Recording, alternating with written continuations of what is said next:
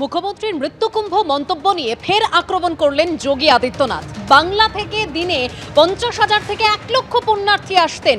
পশ্চিমবঙ্গ সরকার এত ভিড় দেখে ভয় পেয়ে গেছিল। যারা মহাকুম্ভকে আক্রমণ করেছেন তাদের তোষণের রাজনীতি প্রকাশ্যে এসে গেছে। মহাকুম্ভের অপমান মানে ভারতের আস্থাকে অপমান, মন্তব্য উত্তরপ্রদেশের মুখ্যমন্ত্রীর। जिसकी जैसी दृष्टि होगी, मैं कहता हूँ बंगाल के प्रतिदिन 13 जनवरी से लेकर के और 26 फरवरी तक 50,000 से 1 लाख श्रद्धालु पर डे वहाँ से आता था प्रयागराज में। और वो स्वाभाविक रूप से इस भीड़ को देख करके वेस्ट बंगाल की सरकार स्वयं घबरा गई, क्योंकि उनके रेलवे स्टेशन, उनके एयरपोर्ट पर हर कोई प्रयागराज आने के लिए उतावला था। लेकिन चाहे वह वेस्ट बंगाल की गवर्नमेंट ने, चाहे वह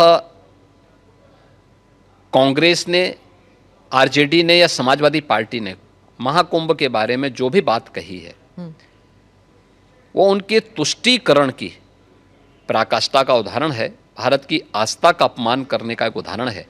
लेकिन महाकुंभ ने साबित किया है कि नहीं, वह मृत्युंजय महाकुंभ था और महाकुंभ में जो भी आया अभिभूत होकर के। মহাকুম্ভে বিপর্যয়ের পর মহাকুম্ভকে মৃত্যুকুম্ভ বলেছিলেন মুখ্যমন্ত্রী মমতা বন্দ্যোপাধ্যায়। কি বলেছিলেন তিনি, শুনুন। মহাকুম্ভ আমি নাইবা বললাম, ওটা এখন মৃত্যুকুম্ভ হয়ে গেছে, মৃত্যুকূপের মতো। আমি মহাকুম্ভকে সম্মান করি, আমি শ্রদ্ধা জানাই, কিন্তু প্ল্যানিং না করে এত হাইপ তুলে এত লোকের মৃত্যু। বারুইপুর পুলিশ সুপারের দপ্তরের বাইরে বিজেপির প্রতিবাদ বিক্ষোভ কর্মসূচিতে অনুমতি হাইকোর্টের। আগামীকাল দুপুর 2টো থেকে বিকেল 5টা পর্যন্ত কর্মসূচি শুভেন্দু অধিকারীর। 1000 কর্মী সমর্থক নিয়ে কর্মসূচির অনুমতি আদালতের। কর্মসূচিতে 25টি মাইক ব্যবহারের অনুমতি আদালতের। হাসপাতাল এলাকা বাদ দিয়ে 500 মিটার এলাকায় মাইক ব্যবহার করা যাবে, নির্দেশ আদালতের। 19শে মার্চের কর্মসূচিতে বিজেপি শিলিগুড়ির বিধায়ক এবং বিরোধী দলনেতা আক্রান্ত হয়েছেন। গাড়িতেও হামলা করা হয়েছে, দাবি বিজেপির আইনজীবী। বিজেপির আইনজীবী পুলিশকে ইমেল করেছিলেন, পুলিশের তরফ থেকে পাল্টা ইমেল করে তথ্য চাওয়া হয়, তার আর কোনো উত্তর পাওয়া যায়নি সওয়াল রাজ্যে। অভিযোগ আছে, কিছু করুন, আইন শৃঙ্খলা পরিস্থিতি হাতের বাইরে চলে দেওয়া যায় না, মন্তব্য বিচারপতি তীর্থঙ্কর ঘোষের। বিবাদের কিছু নেই, পরিস্থিতি হাতের বাইরে গেলে পুলিশকে পদক্ষেপ করতেই হবে, মন্তব্য বিচারপতি। যারা বিক্ষোভ দেখাচ্ছিলেন তাদের সঙ্গে বিরোধী দলনেতার ছোঁয়া পর্যন্ত লাগেনি, গাড়ির কোনো ক্ষতি হয়েছে বলে আমরা দেখিনি, দাবি রাজ্যে।